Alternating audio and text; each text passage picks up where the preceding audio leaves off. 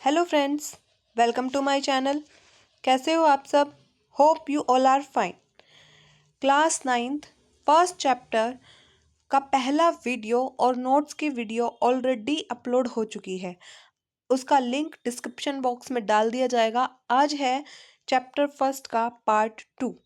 Chapter first के first part में हम कुछ चीज़ें डिस्कस कर चुके हैं, जैसे कि हम उसमें पहली प्रॉपर्टी पार्टिकल्स की डिस्कस कर चुके हैं, दूसरी डिस्कस कर चुके हैं और तीसरी प्रॉपर्टी डिस्कस कर चुके हैं। आज हमें फोर्थ प्रॉपर्टी को डिस्कस करना है, पार्टिकल की fourth property, the particle of matter attract each other. उससे पहले अगर आपको ये सीरीज अच्छी लग रही है तो प्लीज़ चैनल को लाइक, शेयर एंड सब्सक्राइब ज़रूर करें, जिससे आपके सहयोग से हम इस चैनल को और आगे ले जाने की हिम्मत कर पाए। Okay, so let us start. The particle of matter attract each other, एक दूसरे को अपनी तरफ खींचते हैं। ठीक है, इस प्रॉपर्टी को आज हम डिस्कस करेंगे और ये चारों प्रॉपर्टीज कंप्लीट होते ही मैं आपको इनसे रिलेटेड नोट्स प्रोवाइड कर दूंगी। इसी वीडियो लेक्चर में दे दिए जाएंगे आज के में। So let us continue. देखो, एनसीईआरटी में ये हमारा है, पेज नंबर 3 पर है ये वाला पार्ट। हमने ये कल डिस्कस कर चुके हैं यहाँ तक। आज हमें पढ़नी है ये particle of matter attract each other. तो मैं पेज को स्प्लिट कर लेती हूँ ताकि आपको देखने में समझने में आसानी होए। मैंने इसको स्प्लिट कर लिया है। देखो क्या कहती है। पहले ही ये हमसे एक्टिविटी परफॉर्म करवा रहा है, एक्टिविटी 1.6 पार्टिकल के अट्रैक्शंस के रिगार्डिंग। देखो क्या कहता है, play this game in a field, make 4 groups of human chain आज सजेस्टेड। 4 ग्रुप बनाने हैं। पहला group should hold each other from the back lock arm, मतलब पीछे से, जैसे ये लड़कियां एक दूसरे को पकड़ के खड़ी है ना इस फिगर में, ऐसे पकड़ के खड़ी हो। जैसे मैं दिखाऊं आपको, फर्स्ट फिगर देखो ये वाला, ऐसे बैक लॉक करके खड़ा हो एक दूसरे के। आगे देखते हैं एक्टिविटी। सेकेंड पॉइंट क्या कहता है? सेकेंड पॉइंट कहता है the second group should hold hand to form human chain, बस हाथ पकड़ के खड़ा हो। जैसे कि ये रहा सेकेंड ग्रुप हमारा, सिर्फ हाथ पकड़ के खड़ा है। ओके, नेक्स्ट आगे देखो। नेक्स्ट पॉइंट क्या कहता है? Third group should be A chain by touching finger tips, सिर्फ फिंगर टिप्स एक दूसरे को टच कर रहे हैं। और उनमें से चौथा स्टूडेंट देखो, run around try to break the 3 human chain, मतलब ये कहता है कि उस ह्यूमन चेन को तोड़ने की कोशिश करो। Which group was easiest to broken, कौन सा ग्रुप आसानी से टूट जाएगा। And then if we consider each student as a particle of matter, then in which group particle held each other with maximum force of attraction. मतलब activity perform करनी है और उससे जो जो ऑब्जर्व हो वो हमें नोट डाउन करना है। देखते हैं। मैंने इस एक्टिविटी को डिजिटलाइजेशन के थ्रू किया है। सॉरी, बच्चों को ऐसे खड़ा करके बनाना मेरे लिए डिफिकल्ट था। देखो, पहला ग्रुप बैकलॉक करके खड़ा है, एक दूसरे के पीठ के पीछे से हाथ ऐसे पकड़ के खड़ा है, आप इमेजिन कर सकते हो। दूसरा ग्रुप सिर्फ हाथ पकड़ के खड़ा है, ऐसे चेन बना के, राइट, चेन बना के खड़ा है। एंड तीसरा ग्रुप या तो सिंपली फिंगर टच किए हैं या फिर ऐसे सीधा खड़ा है। तो आपको दिख रहा है, आप एक बार मुट्ठी बंद करो टाइट से और अपनी ही मुट्ठी को खोलने की कोशिश करो। बहुत मुश्किल से खोल पाओगे। अगर सिर्फ उंगलियों को आगे से टच किया जाए तो हम इजीली उनको खोल सकते हैं, और जब दोनों हाथ आपस में टच ही नहीं हो रहे तो उनका मूवमेंट आसानी से फ्रीली हो सकता है। वही इस एक्टिविटी में है। इस जो थर्ड ग्रुप है उसमें से किसी भी पर्सन को निकालना, चाहे ब्लू को निकालूं, येलो को निकालूं, पिंक को या ग्रीन को, आसान है, राइट। उसके कंपैरिजन में ज़्यादा फोर्स लगेगा मेरा ग्रुप सेकंड को हटाने में, क्योंकि उन्होंने टच तो किया है ना, हाथ एक तरीके से हैंडशेक तो किया है ना। थर्ड ग्रुप तो लॉक करके खड़ा है, उसमें से तो निकालना और भी मुश्किल है। मतलब थर्ड ग्रुप में सबसे आसान है, सेकंड में उससे मुश्किल है, और फर्स्ट ग्रुप में तो सबसे मुश्किल है। मतलब ज़्यादा फोर्स ऑफ अट्रैक्शन हमें लगाना पड़ेगा। फर्स्ट ग्रुप में मोर फोर्स रिक्वायर, सॉरी भाई, थोड़ा स्क्रीन पे राइटिंग मेरी अभी इतनी अच्छी नहीं आती। फर्स्ट ग्रुप में ज़्यादा फोर्स की रिक्वायरमेंट होगी और लास्ट वाले ग्रुप में लीस्ट फोर्स रिक्वायर, सबसे कम फोर्स की ज़रूरत पड़ेगी। क्या ये एक्टिविटी समझ में आई है?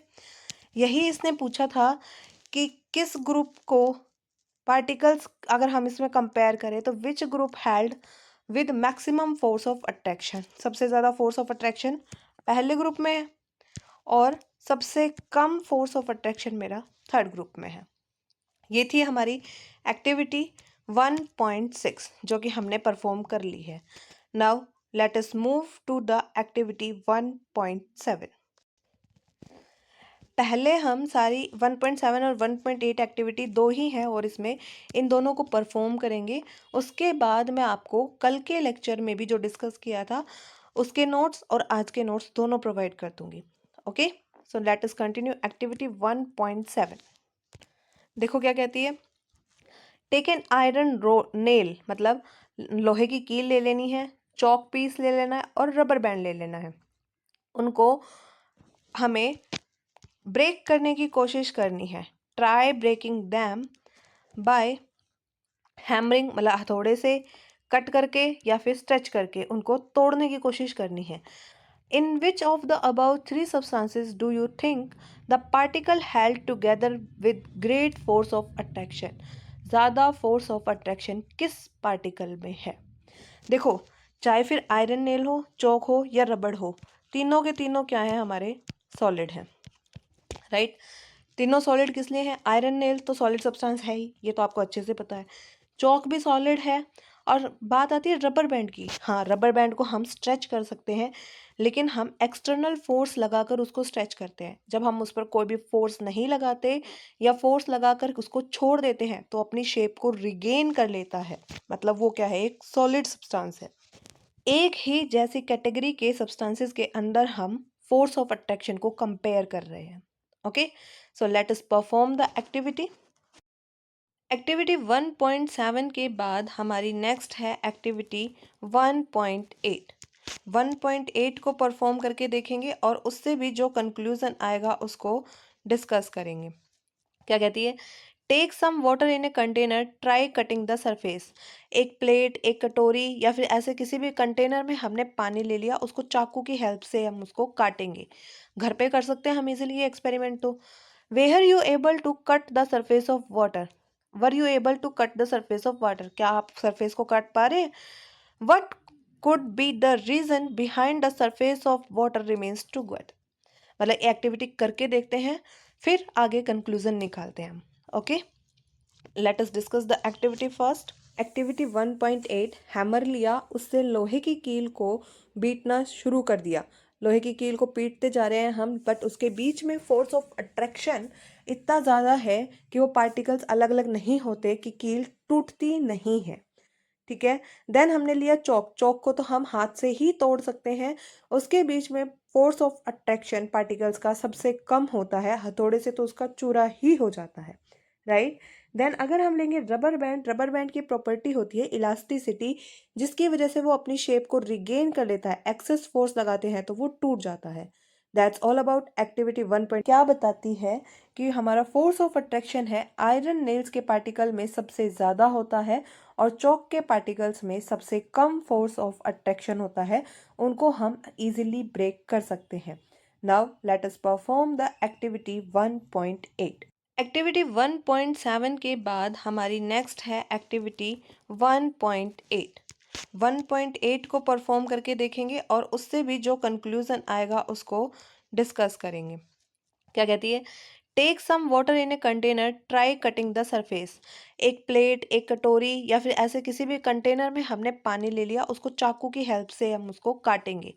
घर पे कर सकते हैं हम इजीली ये एक्सपेरिमेंट। तो were you able to cut the surface of water, were you able to cut the surface of water, क्या आप सरफेस को काट पा रहे हैं? What could be the reason behind the surface of water remains too good. मतलब activity करके देखते हैं, फिर आगे कंक्लूजन निकालते हैं हम। Okay, let us discuss the activity first. हमने एक वॉच ग्लास लिया, उसके अंदर पानी को डाला। पानी को देखो ऐसे काटने की कोशिश की, बट क्या पानी कट रहा है? पानी नहीं कटता। वाटर मॉलिक्यूल्स वापस एक दूसरे के पास आ जाते हैं because of cohesive force of attraction. Water के मॉलिक्यूल्स में फोर्स ऑफ अट्रैक्शन है जो कि उसको बार बार वापस ले आता है। That's all about activity 1.8। देखो, जब पानी में हम ऐसे उंगली डालते हैं तो एक बार पानी कट जाता है, लेकिन नीचे वैसे का वैसा फ्लो वापस मिलता है, मतलब पार्टिकल्स वापस से एक दूसरे को अट्रैक्ट कर लेते हैं। ओके, देखो इन तीनों एक्टिविटीज से हमारा क्या कंक्लूजन निकला। These above three activities suggest that particle of matter have force acting between them। मतलब particles के बीच में force होता है। This force keep the particle together, जो particles को एक दूसरे के साथ रखता है। The strength of this force of attraction varies from one kind of matter to another। मतलब force of attraction तो सबके बीच में होता है, particles के बीच में, लेकिन किसी में थोड़ा कम, किसी में ज़्यादा, ऐसे force of attraction vary कर सकता है। ये सारे पॉइंट्स अब मैं डिस्कस करती हूँ नोट्स की हेल्प से। अब तक हमने तीन प्रॉपर्टीज को डिस्कस किया है करेक्टरिस्टिक्स ऑफ पार्टिकल में। देखो, पहली थी हमारी दे आर कॉन्टिन्यूसली मूविंग, कि पार्टिकल लगातार मूव करते हैं। एक्टिविटीज की हेल्प से भी हमने सॉ कर लिया था। कौन सी एक्टिविटी की थी हमने? इंसेंस स्टिक वाली एक्टिविटी की थी, जो कि ये दिखाती है कि इंसेंस स्टिक की स्मेल जब हम उसको बर्न करते हैं तो चारों ओर फैल जाती है। So particles are continuous in motion, they possesses kinetic energy. जो लगातार मोशन में होते हैं उनके अंदर कौन सी होती है? काइनेटिक एनर्जी होती है। जैसे जैसे टेम्परेचर बढ़ता है पार्टिकल्स की मूवमेंट फास्ट हो जाता है, क्योंकि काइनेटिक एनर्जी इंक्रीज होती है। ओके, जैसे अगर हम शुगर या इंक डिजोल्व करें हॉट वाटर में, ये एक्टिविटी भी की थी ना हमने, तो गर्म पानी में ये जल्दी डिजोल्व हो जाते हैं कि जैसे जैसे टेम्परेचर बढ़ता है पार्टिकल्स का मूवमेंट फास्ट हो जाता है, राइट। काइनेटिक एनर्जी सॉलिड्स के अंदर, सॉलिड, लिक्विड और गैस को अगर हम कंपेयर करें, सॉलिड के अंदर होती है कॉम्पैक्ट पैकिंग। जैसे मैंने तीन बॉक्स बना लिए, एक सॉलिड का, एक लिक्विड का, एक गैस का। मान लो इसमें सॉलिड है, इसमें लिक्विड है और इसमें हमारी गैस फिल है। जो सॉलिड के पार्टिकल हैं वो ऐसे बिल्कुल एक दूसरे के ऊपर चढ़े हुए एकदम पास पास होते हैं, एकदम क्लोज पैक्ड होते हैं। जबकि लिक्विड के पार्टिकल्स के बीच में थोड़ा बहुत गैप होता है, राइट। और गैसेस तो रैंडमली अरेंज होती है, पार्टिकल्स के बीच में बहुत सारा गैप होता है। तो अकॉर्डिंग टू दिस, देखो, एक तो आप भीड़ भाड़ भरे रेलवे स्टेशन पे खड़े हो, मान लो सपोज, बिल्कुल एकदम बहुत जबरदस्त भीड़ है वहां पर। अगर भीड़ ज़्यादा है तो आपको चलने में मुश्किल होगी, और अगर भीड़ थोड़ी बहुत है, थोड़ी बहुत है तो हम उसमें थोड़ा बहुत हाथ पैर मारकर निकल लेंगे। और बिल्कुल भी भीड़ नहीं है, एकदम दूर दूर इंसान खड़े एक दूसरे से, तो हम आसानी से चल पाएंगे। वही बात है, काइनेटिक एनर्जी सॉलिड्स के अंदर सबसे कम होती है, लिक्विड्स में उससे ज़्यादा होती है, और गैसेस में काइनेटिक एनर्जी सबसे ज़्यादा होती है, राइट। भीड़ भाड़ वाले इलाके से इंसान का निकलना मुश्किल हो जाता है, ज़्यादा फोर्स लगाना पड़ता है, मतलब उसकी स्पीड कम हो जाती है ना, काइनेटिक एनर्जी कम। लिक्विड्स में काइनेटिक एनर्जी सॉलिड से ज़्यादा, और गैसेस में तो हम इजीली चल फिर पाते हैं, या फिर यूँ लगाओ आराम से, जब भीड़ नहीं है ज़रा सी भी तो हम बहुत फास्ट स्पीड से चल सकते हैं, मतलब काइनेटिक एनर्जी गैसेस की सबसे ज़्यादा होती है। ओके, ये थी हमारी फर्स्ट प्रॉपर्टी। नोट्स से आप इसको नोट डाउन कर सकते हो, मैं इस सरफेस को क्लियर कर देती हूँ, आप आराम से इसको इजीली समझो। अगर कोई डाउट है तो कमेंट बॉक्स में ज़रूर लिखो, ताकि हम आपका वो डाउट क्लियर कर पाए। स्क्रीनशॉट लो या नोट डाउन करो, वो आपकी मर्जी है।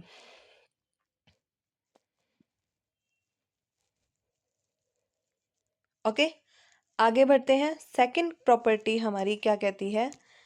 Particle have space between them.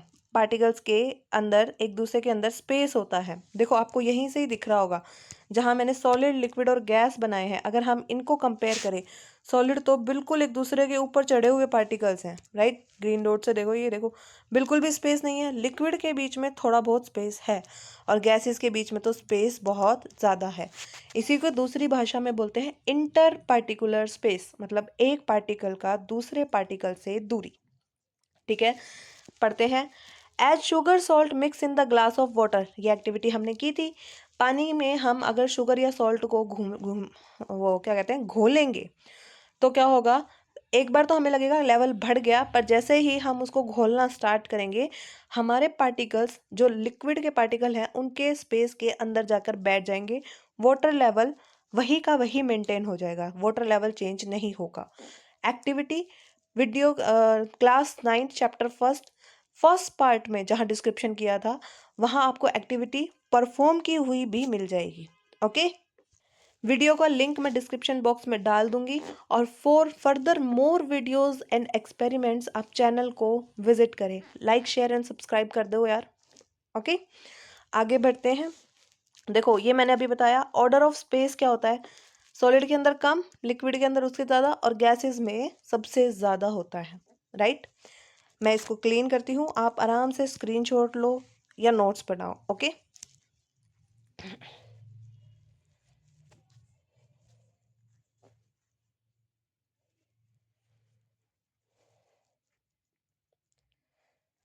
पहली दो प्रॉपर्टीज हम डिस्कस कर चुके हैं कि particles are continuously moving and particles have space between them. Next जो हमने आज ही डिस्कस की है वो प्रॉपर्टी है हमारी particles have force of attraction.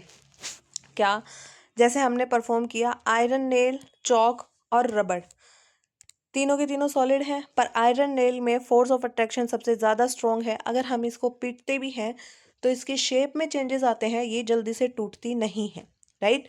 जबकि चौक है वो आसानी से टूट जाता है और रबर बैंड तो है ही इलास्टिक नेचर का, वो अपनी शेप को रिगेन कर लेता है, ठीक। More the force of attraction between particles more is the amount of energy required to break. जितना ज़्यादा फोर्स ऑफ अट्रैक्शन होगा उतनी ही ज़्यादा हमें एनर्जी देनी पड़ेगी। सॉलिड्स के अंदर पार्टिकल पास पास थे, मतलब फोर्स ऑफ अट्रैक्शन ज़्यादा था तो हमें अगर इसको तोड़ना है तो ज़्यादा एनर्जी देनी पड़ेगी। लिक्विड्स के अंदर फोर्स ऑफ अट्रैक्शन सॉलिड से कम होता है और गैसेस के पार्टिकल्स तो दूर दूर है। अब दूर दूर बैठा इंसान आसानी से टूट सकता है।